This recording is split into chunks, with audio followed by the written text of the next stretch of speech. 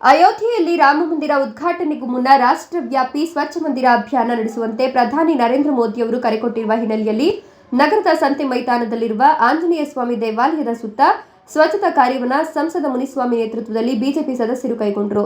ದೇವಾಲಯಗಳ ಸ್ವಚ್ಛತೆಗೆ ಚಾಲನೆ ನೀಡಿ ಮಾತನಾಡಿದ ಸಂಸದ ಮುನಿಸ್ವಾಮಿ, ಶ್ರೀರಾಮ ದೇಶದ ಎಲ್ಲ ಧರ್ಮೀಯರಿಗೂ ದೇವರು.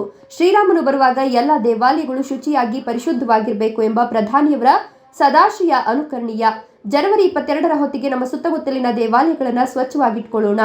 ಇದರಲ್ಲಿ ರಾಜಕೀಯ ಇಲ್ಲ, ಕೇವಲ ಶ್ರದ್ಧೆ, ಆಸ್ಥೆ, ಸಂಸ್ಕಾರ ಮಾತ್ರ ಇದೆ. ಜಾತಿ ಮತ್ತು ಧರ್ಮದ ಭೇದವಿಲ್ಲದೆ ಜನವರಿ 22ರಂದು ಪ್ರತಿಯೊಬ್ಬ ಭಾರತೀಯರು ತಮ್ಮ ಮನೆಗಳಿಗೆ ದೀಪ ಬೆಳಗಿಸಿ ಪ್ರಾರ್ಥನೆ ಸಲ್ಲಿಸೋಣ ಅಂತ ಹೇಳಿದ್ರು. ಬಿಜೆಪಿ ಮುಖಂಡ ಸಿಕಲ್ ರಾಮಚಂದ್ರೇಗೌಡ ಮಾತನಾಡಿ, ಶಿಡ್ಲಘಟ್ಟದ ನಿರ್ಮಾತೃ ಹಲಸೂರಮ್ಮನ ಮಗ ಶಿವನೇಗೌಡ 15ನೇ ಶತಮಾನದಲ್ಲಿ ಗೌಡನಕೆರೆ ನಿರ್ಮಿಸಿದಾಗ ಈ ಆಂಜನೇಯ ಸ್ವಾಮಿಯ ದೇವಸ್ಥಾನವನ್ನ ಕಟ್ಟಿಸಿದರೆಂಬ ಪ್ರತೀತಿ ಇದೆ. ಬಾಲಾಂಜನೇಯ ಸ್ವರೂಪಿಯಾಗಿ ಆಗ್ನೇಯ ದಿಕ್ಕಿಗೆ ನೋಡುವ ದೇವರ ವಿಗ್ರಹ ಇಲ್ಲಿನ ವಿಶೇಷ. ಈ ಪುರಾತನ ದೇವಾಲಯದಿಂದ ಪ್ರಾರಂಭವಾಗಿ ತಾಲೂಕಿನ ಎಲ್ಲ ದೇವಾಲಯಗಳಲ್ಲೂ ಸ್ವಚ್ಛತಾ ಕಾರ್ಯ ನಡೆಯುತ್ತದೆ. ಸಾರ್ವಜನಿಕರು ಈ ಒಳ್ಳೆಯ ಕೆಲಸದಲ್ಲಿ ಭಾಗಿ ಆಗಬೇಕು ಅಂತ ಮನವಿ ಮಾಡಿದ್ರು. ಇದೇ ಸಂದರ್ಭದಲ್ಲಿ ಮಾಜಿ ಶಾಸಕ ಎಂ ರಾಜಣ್ಣ, ಬಿಜೆಪಿ ತಾಲೂಕು ಅಧ್ಯಕ್ಷ ಸುರೇಂದ್ರಗೌಡ, ಸಿಕಲ್ ಆನಂದಗೌಡ, ನಗರಸಭಾ ಸದಸ್ಯ ನಾರಾಯಣಸ್ವಾಮಿ, ನಂದೀಶ್, ಅಭಿ, ಭರತ್, ಗೋಪಾಲ್, ಅಭಿ, ಪ್ರಕಾಶ್ ಇನ್ನು ಮುಂತಾದವರು ಹಾಜರಿದ್ದರು. Lokesh, NKS TV4, Sidlaghatta. ಏನೊಂದು ಆ ಸಮಾವೇಶದಲ್ಲಿ ಒಂದು ಕಾರ್ಯಕ್ರಮದಲ್ಲಿ ಮಾತಾಡ್ತಕ್ಕಂಥದ್ದು ತುಂಬ ಇದೆ. ಹಂಗಾಗಿ ಮುನ್ಸಾಮನವ್ರು ಹೇಳ್ದಂಗೆ ಊರಿಂದ ಎಲ್ಲ ಲೀಡರ್ಸು ಯಾವ ಥರ ಲೀಡರ್ ಅಂತ ಹೇಳಿದ್ರೆ, ಒಂದು ಊರಲ್ಲಿ ಒಬ್ಬ ಲೀಡರ್ ಬಂದರೆ ಆ ಊರಿಗೆಲ್ಲ ಹೇಳ್ಬೇಕು, ಆ ಥರ ಇರಬೇಕು. ಆ ಥರದವ್ರು ಕರ್ಕೊಂಬಂದಿ ಅಂತ ಹೇಳ್ತಾ ಇರೋದು. ಯಾಕಂತ ಹೇಳಿದ್ರೆ ಎಲ್ಲರೂ ಕರೆದ್ರು ಜನ ಜಾಸ್ತಿ ಆಗುತ್ತೆ. ಜನ ಸೇರ್ತಕ್ಕಂಥ ಉದ್ದೇಶ ಅಲ್ಲ. ಒಬ್ಬ ಲೀಡರ್ ಬಂದರೆ ಆ ಲೀಡರ್ ಹೋಗಿ ಊರಲ್ಲಿ ಇರ್ತಕ್ಕಂಥ ಎಲ್ಲರೂ ಹೇಳ್ತಕ್ಕಂಥ ತಿಳಿ ಹೇಳ್ತಕ್ಕಂಥ ಕೆಲಸ ಮಾಡಬೇಕು. ಅಂಥವರೆಲ್ಲ ಬರಬೇಕು ಅಂತ ಏನೊಂದು ಅಭಿಯಾನ ಮಾಡ್ತಾ ಇದ್ದಾರೆ, ಏನೋ ಒಂದು ಕಾರ್ಯಕ್ರಮ ಒಪ್ಪಿಕೊಂಡಿದ್ದಾರೆ. ದಯಮಾಡಿ ನೀವು ಎಲ್ಲರಿಗೂ ಇವತ್ತು ಅವತ್ತೇನು ಯಾರು ಹೊಡಬೇಕು ಊರಿಂದ ಯಾವ ಥರ ಹೊಡಬೇಕು ಅಂತ ಎಲ್ಲ ತೀರ್ಮಾನ ಮಾಡಿ ಹೇಳಿದ್ರೆ ಬೇಕಾದ್ರೆ ಅವ್ರಿಗೆ ವ್ಯವಸ್ಥೆ ಮಾಡಿಕೊಡು ಅಂತ ಹೇಳಿದ್ರೆ ವ್ಯವಸ್ಥೆ ಮಾಡಿಕೊಡ್ತೀವಿ. ಎಲ್ಲರೂ ಲೀಡರ್ಗಳೆಲ್ಲ ಅವತ್ತೆಲ್ಲ ಬಂದು ಒಂದು ಅಭಿಯಾನದಲ್ಲಿ ಒಂದು ಸಮಾವೇಶದಲ್ಲಿ ಪಾಲ್ಗೊಂಡು ಅದೇ ರೀತಿ ಈಗ ಈ ಕಾರ್ಯಕ್ರಮ ಮುಗಿಸ್ಕೊಂಡು ನಾವೇನು ಸ್ವಚ್ಛತಾ ಕಾರ್ಯಕ್ರಮ ಹೋಗ್ತೀವಿ, ಆ ಅಭಿಯಾನ ಮಾತ್ರ ಅದು ಕೂಡ ಸಕ್ಸಸ್ ಆಗಿ ಮಾಡಿ ಎಲ್ಲ ದೇವಸ್ಥಾನ ಕ್ಲೀನ್ ಮಾಡ್ತಕ್ಕಂಥದ್ದು ಯಾವ ಥರ ಮಾಡಬೇಕು ಅನ್ನೋದು ಕೂಡ ಇವತ್ತು ಚಾಲನೆ ಕೊಟ್ಟು ಆ ಕಾರ್ಯಕ್ರಮ ಮಾಡೋಣ.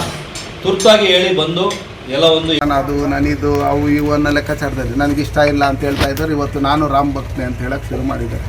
ಹಂಗಂತ ಸಿದ್ದರಾಮಯ್ಯನವ್ರೇನು ಹಿಂದೆ ರಾಮನ ಇದಕ್ಕೆ ನಾನು ದೇಣಿಗೆ ಯಾಕೆ ಕೊಡಬೇಕು, ಕಾಣಿಕೆ ಯಾಕೆ ಕೊಡಬೇಕು ಅಂತ ಹೇಳ್ತಾ ಇದ್ದಂಥವ್ರು ಇವತ್ತು ನಾನು ರಾಮ ಭಕ್ತ ಅಂತ ಹೇಳ್ಬಿಟ್ಟು ಹೇಳಕ್ಕೆ ಶುರು ಮಾಡಿದ್ದಾರೆ. ಅಂದರೆ ಅವ್ರು ಬರ್ತಾ ಅಯ್ಯಪ್ಪ ಸ್ವಾಮಿ ಮಾಲೆನೂ ಹಾಕ್ಕಂತಾರೆ, ಬರ್ತಾ ಅಯೋಧ್ಯೆ ರಾಮ ಮಂದಿರಕ್ಕೂ ನಾನು ಹೋಗ್ತೀನಿ ಅಂತ ಹೇಳ್ಬಿಟ್ಟು ಹೇಳ್ತಾರೆ.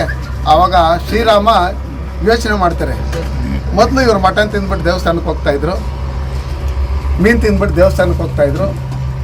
ಯಾವ ಥರ ಭಕ್ತಿ ಇವ್ರದ್ದು ಅನ್ನೋ ಲೆಕ್ಕಾಚಾರದಲ್ಲೂ ಯೋಚನೆ ಮಾಡ್ತಾರೆ. ಅದಕ್ಕೆ ನಾನು ಕಾಂಗ್ರೆಸ್ನಲ್ಲಿರ್ತಕ್ಕಂಥ ಮತ್ತು ಯಾರು ನಮ್ಮ ಧರ್ಮದ ವಿರೋಧಿಗಳಿದ್ದಾರೆ ಅವ್ರಿಗೆ ನಾನು ಹೇಳೋದಿಷ್ಟೇ, ನಾವು ನೀವು ಎಲ್ಲರೂ ಕೊನೆಗೆ ಹೋಗಿ ಭಗವಂತನಲ್ಲೇ ನಾವು ಶರಣಾಗಬೇಕು.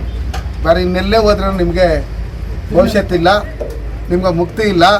ಹಂಗಿರ್ತಕ್ಕಂಥ ಸಂದರ್ಭದಲ್ಲಿ ಏನು ನಾವು DK ಶಿವಕುಮಾರ್ ಅವರು ಹೇಳಿದರು, ಮಂತ್ರಾಕ್ಷರಿಯನ್ನು ನಾವು ಅನ್ನಭಾಗ್ಯ ಅಕ್ಕಿಯಿಂದ ಕೊಟ್ಟಿರ್ತಕ್ಕಂಥ ಇದರಿಂದ ಮಂತ್ರಾಕ್ಷರಿ ಮಾಡಿರೋದು ಅಂತ ಹೇಳಿದರು. DK ಶಿವಕುಮಾರ್ಗೆ ಸಿದ್ದರಾಮಯ್ಯವ್ರಿಗೆ ಕಾಂಗ್ರೆಸ್ ಅವ್ರಿಗೆ ಗೊತ್ತಿಲ್ಲ ಅನಿಸುತ್ತೆ, ಅವ್ರು ಅನ್ನಭಾಗ್ಯಕ್ಕೆ ಅಕ್ಕಿನೇ ಕೊಟ್ಟಿಲ್ಲ ಅಂತೇಳ್ಬಿಟ್ಟು. ಹಂಗಿರೋದ್ರಿಂದ ಇವತ್ತು ರಾಹುಲ್ ಗಾಂಧಿ ಏನು ಹೋರಾಟ ಅಂತೇಳ್ಬಿಟ್ಟು ಹೇಳಿ ಏನೋ ಶುರು ಮಾಡಿದ್ದಾರೆ. ಏನು ಹೋರಾಟ ಅದು? ನ್ಯಾಯ ಅಲ್ಲ, ಅದು ಅನ್ಯಾಯದ ಹೋರಾಟ.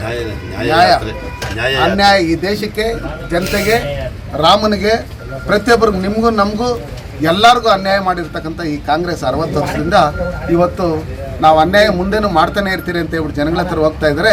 ಅದಕ್ಕೆ ತಕ್ಕ ಪಾಠ ಮೊನ್ನೆ 5 ರಾಜ್ಯಗಳ ಚುನಾವಣೆಗಳಲ್ಲಿ ಜನ ಉತ್ತರ ಕೊಟ್ಟಿದ್ದಾರೆ. ನಿಮ್ಮ ಗ್ಯಾರಂಟಿ ಏನು ಕೆಲಸಕ್ಕೆ ಬರಲ್ಲ.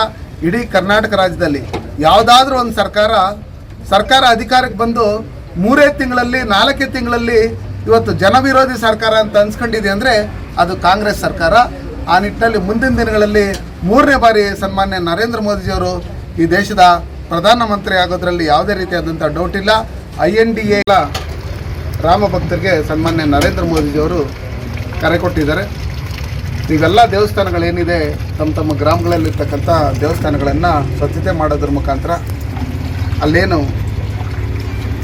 ಪೈಂಟಿಂಗು ಇನ್ನೊಂದು ಮತ್ತೊಂದು ಕೆಲಸ ಮಾಡಬೇಕು ಅದನ್ನೆಲ್ಲ ಮಾಡಿ 22ನೇ ತಾರೀಕು